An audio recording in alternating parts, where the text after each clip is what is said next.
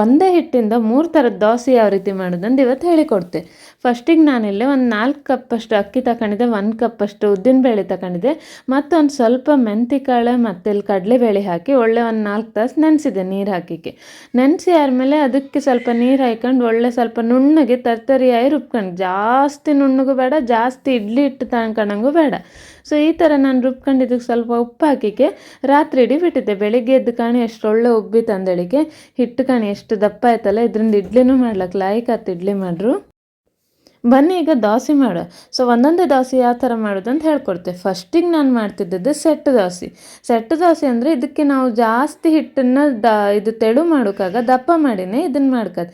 ಇದ್ರ ಮೇಲೆ ತುಪ್ಪ ಹಾಕಿ ಮಾಡಿದೆ, ನೀವು ಎಣ್ಣೆನೂ ಹಾಕ್ಲಕ್ಕೆ ತುಪ್ಪ ಹಾಕಿ ಮಾಡ್ರಂತೂ ಎಷ್ಟು ಲೈಕ್ ಅದು ಗೊತ್ತಿತ್ತಾ. ಇದು ನೀವು ಟಿಫಿನಿಗೆಲ್ಲ ಕೊಡೋತ್ತಿಗೆ ಈ ಥರ ಸೆಟ್ ದೋಸೆ ಮಾಡಿ ಕೊಡಿನಿ, ಅಂದರೆ ಚಂದ ಸಾಫ್ಟಾಗಿ ಒಳ್ಳೆ ಇರುತ್ತೆ. ಈಗ ನೆಕ್ಸ್ಟ್ ನಾನು ಮಾಡ್ತಿದ್ದೆ ಕ್ರಿಸ್ಪಿ ದೋಸೆ. ಕ್ರಿಸ್ಪಿ ದೋಸೆ ಮಾಡೋಕ್ಕೆ ಫುಲ್ ತೆಳುವ ಇದನ್ನು ನಾವು ಈ ರೀತಿ ಹಿಟ್ಟನ್ನು ಬಿಡ್ಕತ್ತೆ. ಕಡೆಗೆ ಒಳ್ಳೆ ಗ್ಯಾಸ್ ಫ್ಲೇಮ್ ಫಾಸ್ಟ್ ಇಡೀನಿ, ಫಾಸ್ಟ್ ಇಟ್ಕೊಂಡು ಒಳ್ಳೆ ಕ್ರಿಸ್ಪಿ ಮಾಡೀನಿ. ಇಲ್ಲಿ ಕಾಣಿ ಎಷ್ಟು ಒಳ್ಳೆ ಕ್ರಿಸ್ಪಿ ದೋಸೆ ರೆಡಿ ಆಯ್ತಲ್ಲ. ಇದು ಬರೀ ಬಾಯಾಗ ಹಂಗೆ ತಿನ್ಲಕ್ಕೆ, ಇದಕ್ಕೆ ಚಟ್ನಿ ಸಾಂಬಾರು ಎಂಥದ್ದು ಬೇಡ. ನೆಕ್ಸ್ಟ್ ನಾನು ಮಾಡ್ತಿದ್ದದ್ದು ಮಸಾಲೆ ದೋಸೆ. ಇದೆಲ್ಲ ಒಂದೇ ಹಿಟ್ಟಿಗೆ ಮಾಡ್ತಿದ್ದೆ. ನಮ್ಮ ಮನೇಲಿ ಎಲ್ಲರಿಗೂ ಬೇರೆ ಬೇರೆ ದೋಸೆ ಬೇಕಾಗಿರುತ್ತೆ, ಅದಕ್ಕೆ ನಾನು ಒಂದೇ ಹಿಟ್ಟು ಮಾಡ್ಕೊಂಡು ಅದರಲ್ಲಿ ವೆರೈಟಿ ದೋಸೆ ಮಾಡ್ತೆ.